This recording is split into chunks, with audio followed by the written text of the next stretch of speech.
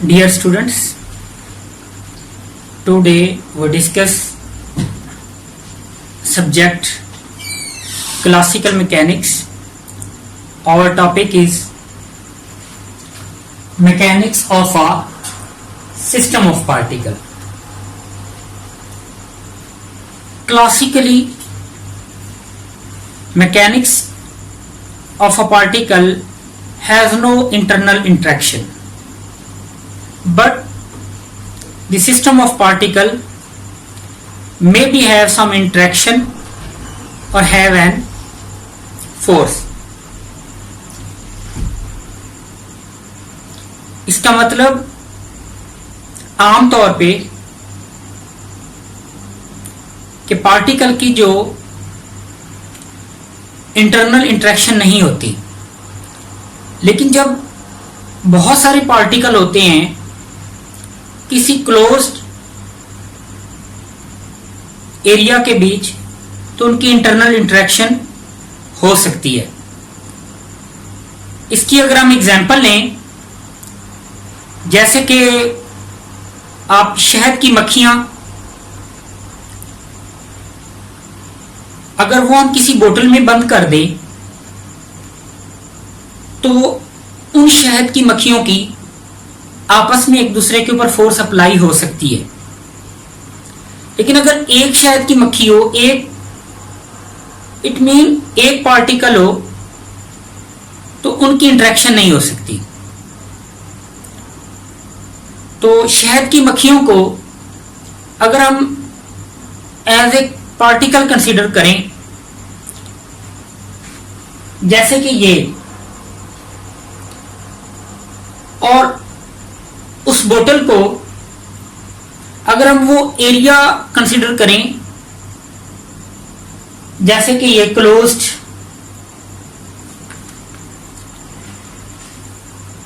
Then इस system में दो तरह की फोर्स अप्लाई हो सकती है. एक इस बोतल के ऊपर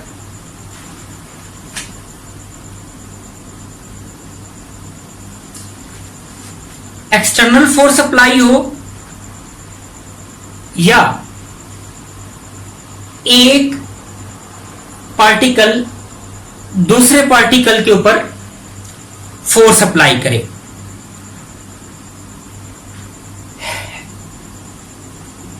जो एक पार्टिकल दूसरे पार्टिकल के ऊपर फोर्स अप्लाई करे उसे कहते हैं इंटरनल फोर्स, और जो बाहर से कोई फोर्स अप्लाई हो उसे कहते हैं एक्सटर्नल फोर्स. तो इसकी इक्वेशन ऑफ मोशन आज हम ड्राइव करेंगे. This is our topic, this is our description of our topic mechanics of a system of particle. हमें इनकी मोशन फाइंड करनी है.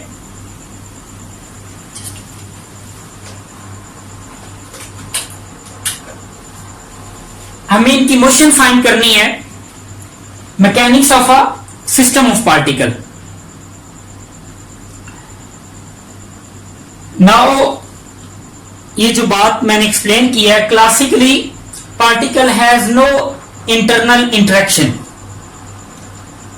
और mechanics, but the system of particle may be have internal force or internal interaction. Equation of motion of a particle, equation of motion of a particle P dot, आप जानते हैं कि equation of motion के बारे में हमने पढ़ा था dp by dt. Fe represent कर रहा है ये जो एक्सटर्नल फोर्स हम इस पूरी बॉडी के ऊपर लगा रहे हैं, और ये एक पार्टिकल है I जो उसी सिस्टम के अंदर है. एक और पार्टिकल है J, वो भी उसी सिस्टम के अंदर है.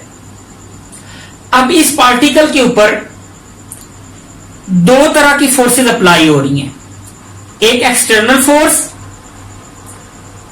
एक इंटरनल फोर्स. एक्सटर्नल फोर्स के बारे में तो बता दिया।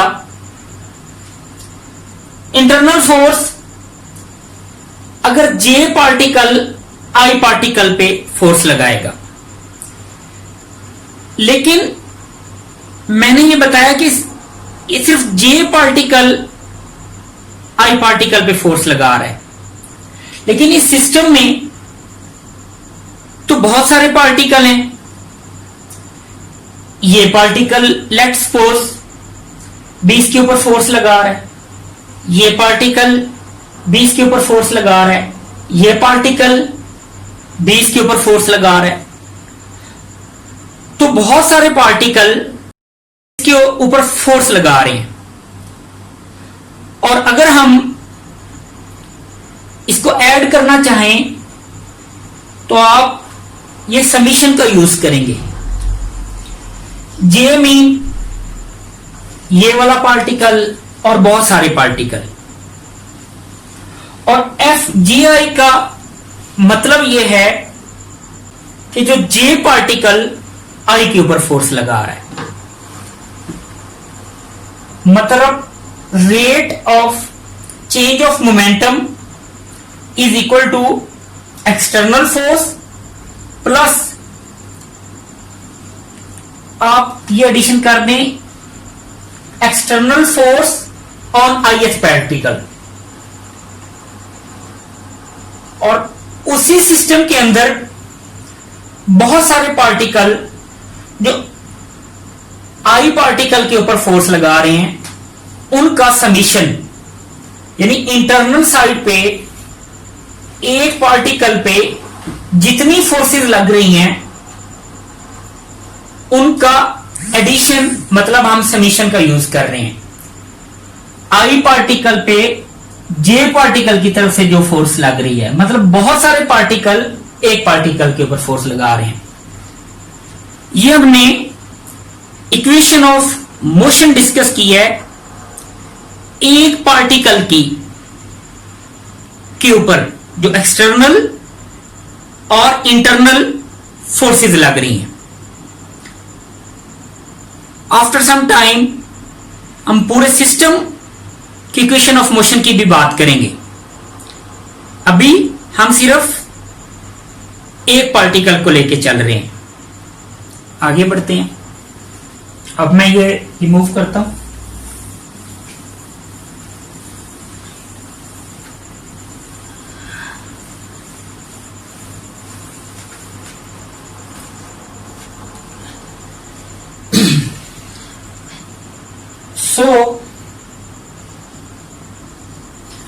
अब अगर हम आई पार्टिकल का पोजीशन वेक्टर ओ से लें, आर आई इसको कहेंगे, और इसका ये एक और पार्टिकल है जिसको मैं जेएस पार्टिकल का नाम दे रहा हूं, इसका पोजीशन वेक्टर मैं आर जे कह रहा हूं। तो ये जो बातें मैंने मैथमेटिकली हमने डिस्कस की हैं उसके बारे में explanation.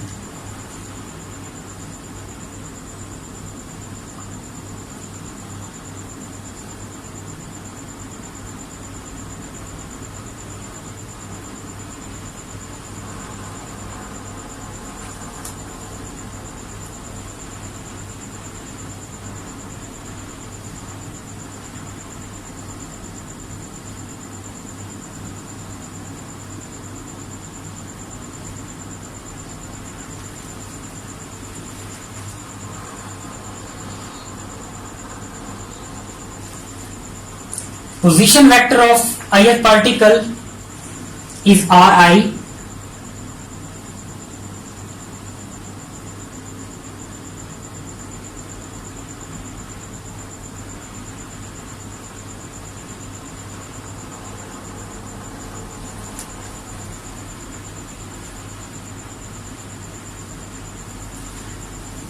Position vector of jth particle is Rj.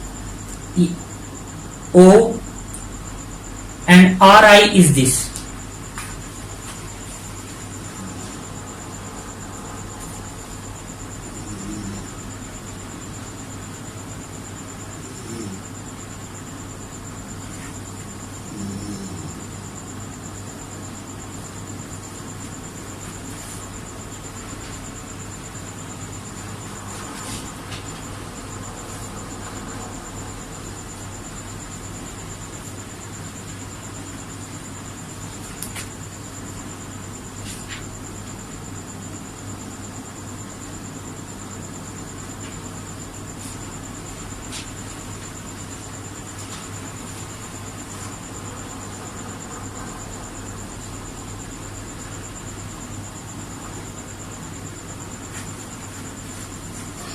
FGI be the force acting on IF particle from JF particle.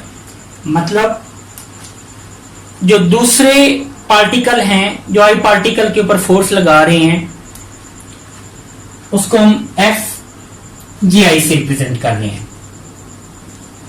Let us we assume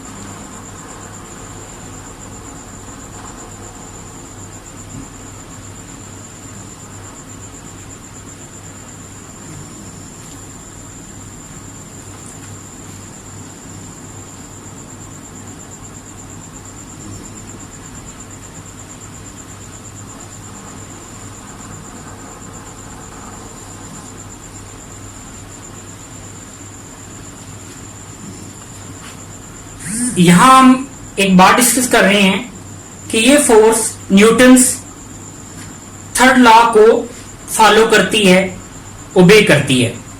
तमाम फोर्सेस न्यूटन थर्ड लॉ को ओबे नहीं करती. हम इसके बारे में सपोज कर रहे हैं कि ये न्यूटन थर्ड लॉ को ओबे करती है. न्यूटन थर्ड लॉ क्या है?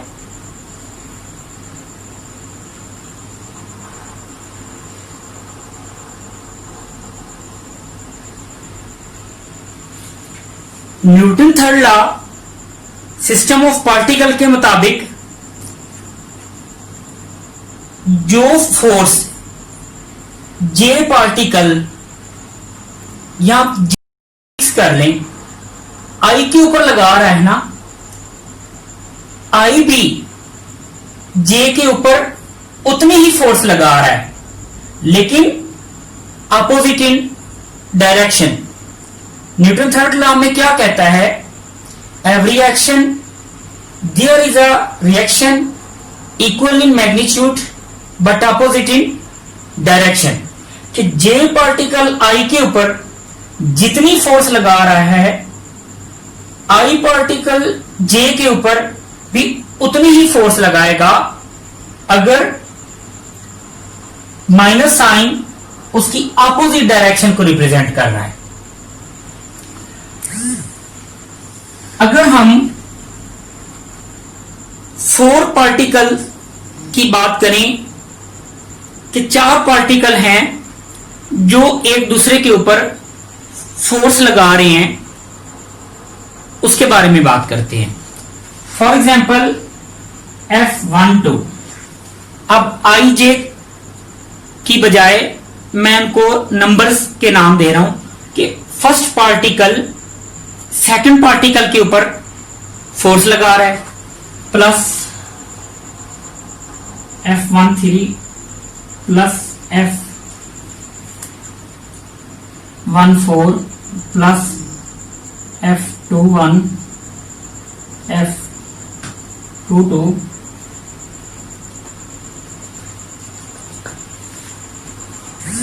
4 पार्टिकल्स की तमाम की फोर्स एक दूसरे के ऊपर कैसे फोर्स लगाएंगे और उनका समीशन कैसे होगा उसके बारे में मैं बात करूंगा. पहला पार्टिकल दूसरे के ऊपर फोर्स लगा रहा है, पहला पार्टिकल तीसरे के ऊपर फोर्स लगा रहा है, पहला पार्टिकल चौथे के ऊपर फोर्स लगा रहा है, फिर दूसरा पार्टिकल पहले के ऊपर फोर्स लगा रहा है, दूसरा पार्टिकल तीसरे के ऊपर फोर्स लगा रहा है, दूसरा पार्टिकल फोर्थ पार्टिकल के ऊपर फोर्स लगा रहा है. इसी तरह 3-1, 3-2, 3-3 एंड सो ऑन. अगर हम इन सारे को कैलकुलेट करें तो F12 है, ये F21 से कैंसिल हो जाएगा बिकॉज ये F12 is equal to minus F21 के इक्वल होगा. और अगर हम इसका ये माइनस साइन खत्म कर दें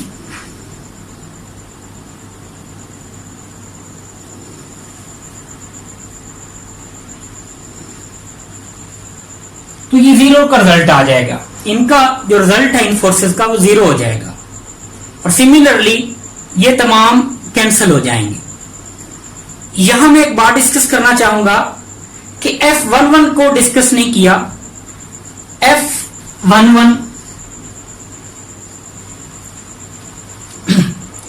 F11 को का मतलब यह है एक पार्टिकल अपने ऊपर एक्सटर्नल फोर्स लगा रहा है, और स्टार्ट में डिस्कस किया था एक पार्टिकल अपने ऊपर कोई फोर्स नहीं लगा सकता।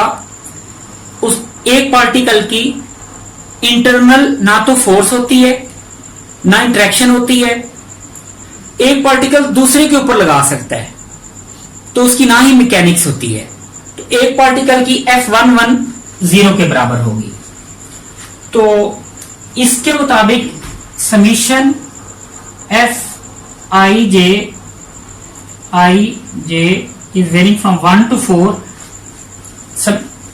समीशन का मतलब ये मैंने आपको समझाया कि पहला पार्टिकल दूसरे के ऊपर फोर्स लगा रहा है, पहला पार्टिकल तीसरे के ऊपर फोर्स लगा रहा है, पहला पार्टिकल फोर्थ के ऊपर, तमाम फोर्सेस का जो समीशन यानी कि सम जीरो हो जाएगा। तो 4 पार्टिकल के लिए जीरो है। मैंने आपको कैलकुलेट करके बता दिया कि 4 पार्टिकल के लिए समीशन जीरो है। सिमिलरली अगर उसके अंदर n पार्टिकल होंगे तो तमाम फोर्सेस का सम जीरो के बराबर होगा। तो यहां से एक Fij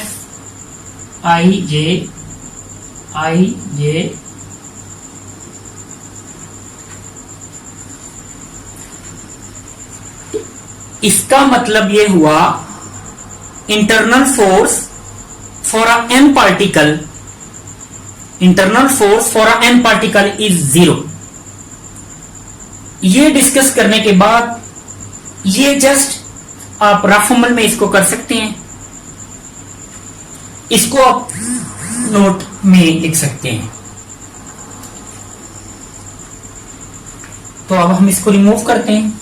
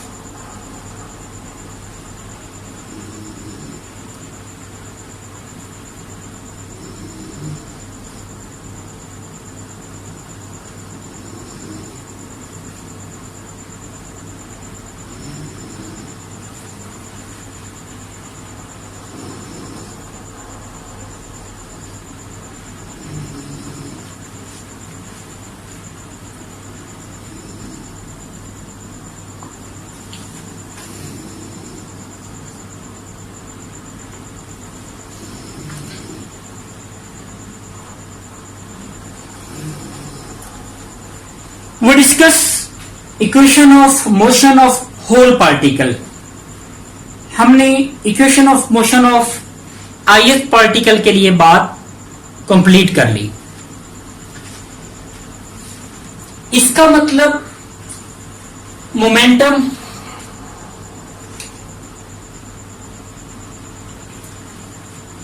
अब इस पार्टिकल के ऊपर फोर्स लग रही है, बाहर से भी एक्सटर्नल फोर्स और इंटरनल फोर्स। आप जानते हैं force is equal to rate of change of momentum. तो इस पार्टिकल के अंदर मोमेंटम होगा और वो मोमेंटम चेंज होगा। इस पार्टिकल के लिए भी सेम वैसा ही कंसेप्ट करें, इस पार्टिकल के लिए भी सेम, इस पार्टिकल के लिए भी सेम। तो क्या होगा, हम पूरे पार्टिकल के जो पूरे सिस्टम के अंदर जितने भी पार्टिकल हैं उनका मोमेंटम अगर काउंट करें तो तमाम पार्टिकल्स के मोमेंटम को हम समीशन से रिप्रेजेंट कर देंगे। तो summation I J mean dp by dt mean momentum of all the particle in the system this। जैसे कि एक पार्टिकल के एक्सप्लेन किया कि इस पार्टिकल के ऊपर एक्सटर्नल फोर्स लग रही है, इस पार्टिकल के ऊपर भी एक्सटर्नल फोर्स लग रही है, सबके ऊपर लग रही है। मुझे एक्सटर्नल फोर्स कैलकुलेट करनी है होल पार्टिकल्स के लिए। पहले कैलकुलेट की थी एक पार्टिकल के लिए, होल के लिए तमाम फोर्सेस को हम सम करेंगे, तो उसके लिए हम समीशन लेंगे। Summation I meaning from 1 to n, तमाम पार्टिकल के लिए हम एक्सटर्नल फोर्स कैलकुलेट करेंगे। अगर हम उसको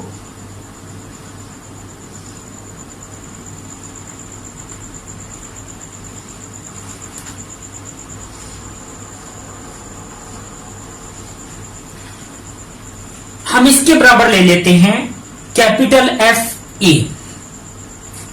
इसके बारे में मैंने आपको एक्सप्लेनेशन दी, आई पार्टिकल जे के ऊपर फोर्स लगाएगा, जे पार्टिकल आई के ऊपर फोर्स लगाएगा, और यही बात तमाम सिस्टम के लिए अगर हम करें तो न्यूटन थर्ड लॉ को यूज करते हुए ये सारी टर्म हमारी जीरो के बराबर हो जाएगी।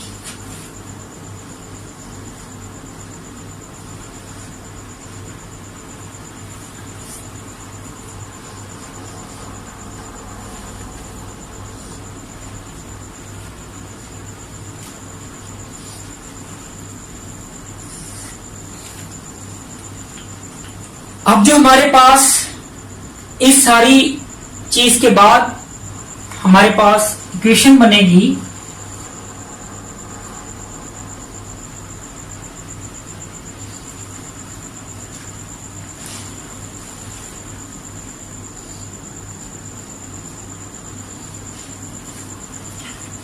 ये टर्म यहां पे जीरो होगी।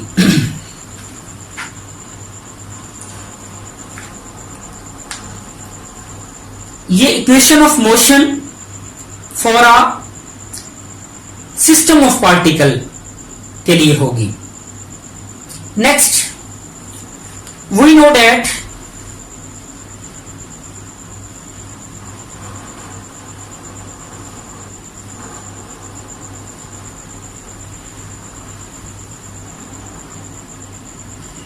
P vector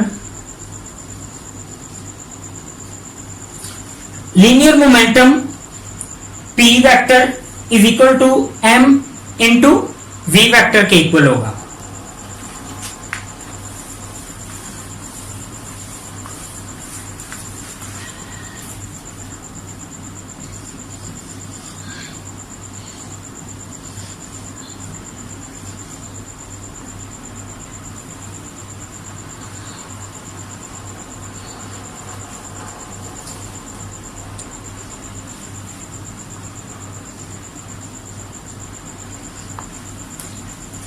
तो आपने इस P वेक्टर की वैल्यू ये डॉट की जगह पर आपने डेरिवेटिव लिखा और P की जगह पर आपने m v वेक्टर लिखा।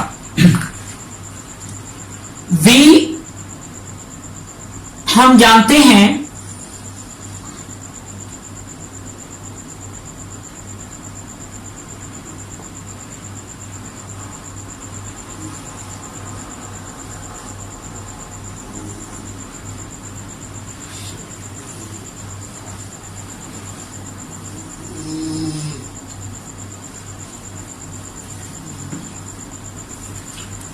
v होता है rate of change of displacement with respect to time t, एक ये डेरिवेटिव, एक ये डेरिवेटिव, ये कंबाइन होके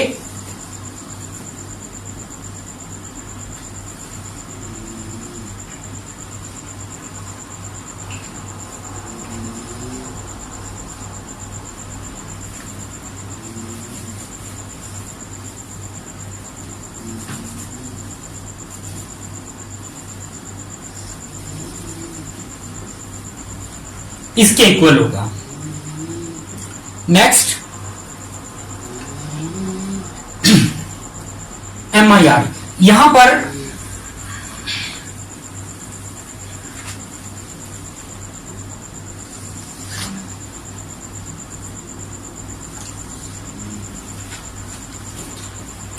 ये बात यहां पे स्टॉप करके हम एक चीज डिफाइन करते हैं।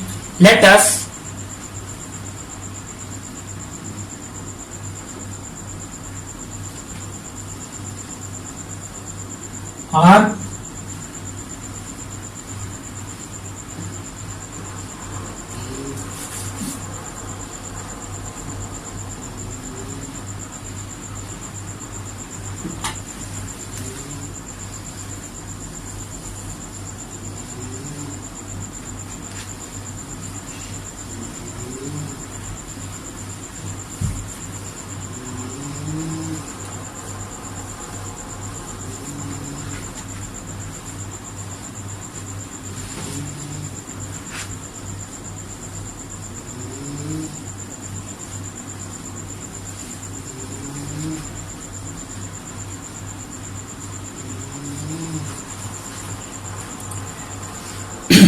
R be the average vector respectively over weighted mass M। यहां पे मैं आपको बताऊंगा कि ये एवरेज वेक्टर क्या होता है। अब जैसे कि पहले एवरेज के मुतालिक थोड़ा सा डिस्कस करते हैं। अगर मैं ये कहूं कि 5 बच्चे हैं और उनकी एवरेज एज कैलकुलेट करनी है, तो मैं क्या करूंगा कि पहले बच्चे से उसकी उम्र पूछूंगा। लेट्स सपोज वो कहता है कि जी 16 ईयर है। दूसरे से पूछता हूं, वो कहेगा कि 20। तीसरे से पूछता हूं, वो कहेगा 17।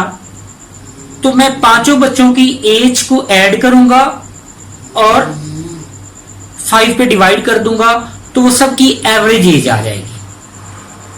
लेकिन अगर मैं ये बात ऐसे करता हूं कि उनकी एवरेज एज कैलकुलेट करें with respect to their weights, उनकी वेट्स के लिहाज से एवरेज एज को कैलकुलेट करें, तो क्या होगा?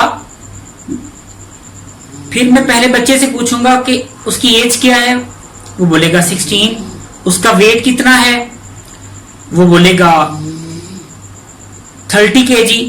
तो मैं 16 को 30 से मल्टीप्लाई कर दूंगा, ये एक टर्म आ जाएगी। सेकंड से पूछूंगा 17, वो वेट कहेगा 35, मैं 17 को 35 से मल्टीपल करूंगा। फिर इसी तरह 5 बच्चों की मैं with respect to their weights and age का प्रोडक्ट मालूम करके उनको ऐड कर दूंगा। एंड फिर ओवर वेटेड है ना, तो मैं उसके सबके मैसेज पे के सम कर, उनके मैसेज को सम करके उस पे डिवाइड कर दूंगा। ये होता है average age with respect to their masses. इसी चीज को देखते हुए हमें एवरेज वेक्टर कैलकुलेट करना है। जैसे कि ये वेक्टर है, जैसे कि ये वेक्टर है, अगर मैं सबके वेक्टर्स ले लूं तो m पार्टिकल के सिस्टम में बहुत से ज्यादा वेक्टर बनते हैं। तो इनका एवरेज वेक्टर लेट्स सपोज कि वो ये बन जाए। This is average vector with respect to their message.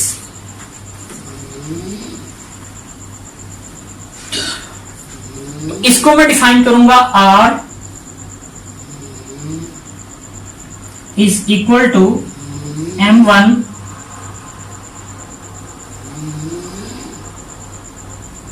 R1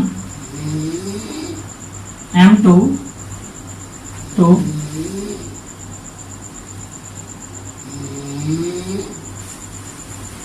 Rn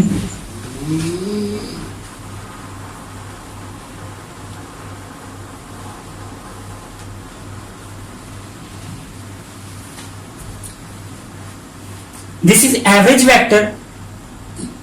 ये फर्स्ट वेक्टर का मैस और उनका प्रोडक्ट, सेकंड वेक्टर, फिर सेकंड वेक्टर का मैस और उनका प्रोडक्ट, उनको डिवाइड कर देना है। फर्स्ट वेक्टर का मैस, सेकंड वेक्टर का mass, and so on we adding at the n vector का मैस।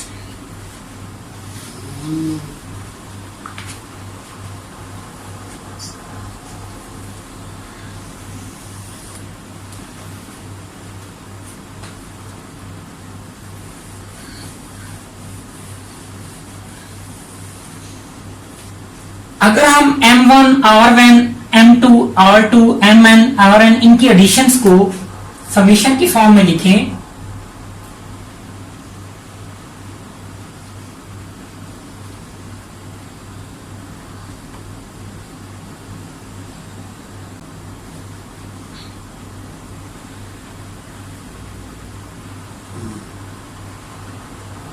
और सम के मैसेज को सम करके हम कैपिटल M की फॉर्म में लिखें तो आपके पास एवरेज वेक्टर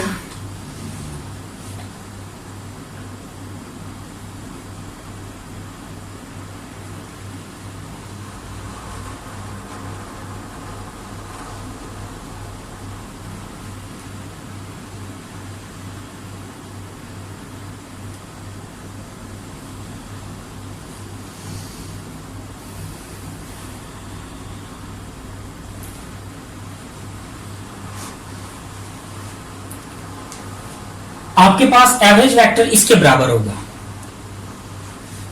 इसकी क्लोज फॉर्म कह लें आप इसको। तो ये चीज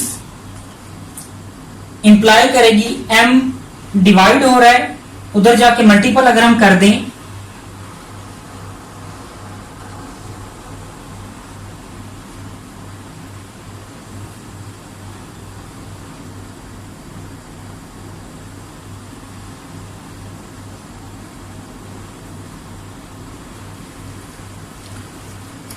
देखें ये भी MIRI है, ये भी MIRI है। इस मिशन को डेरिवेटिव के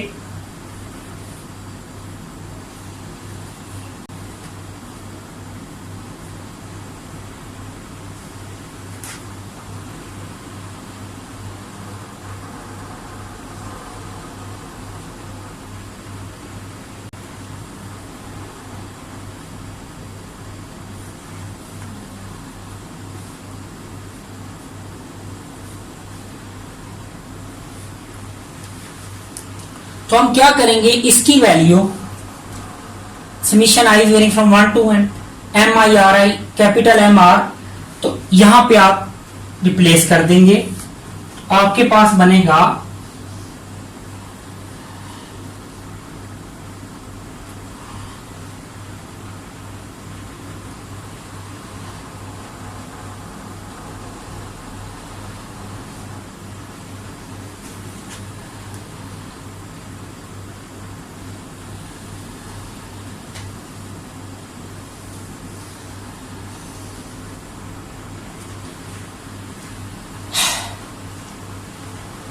आप m को बाहर भी निकाल सकते हैं, m एक कांस्टेंट है, ये r एवरेज वेक्टर है।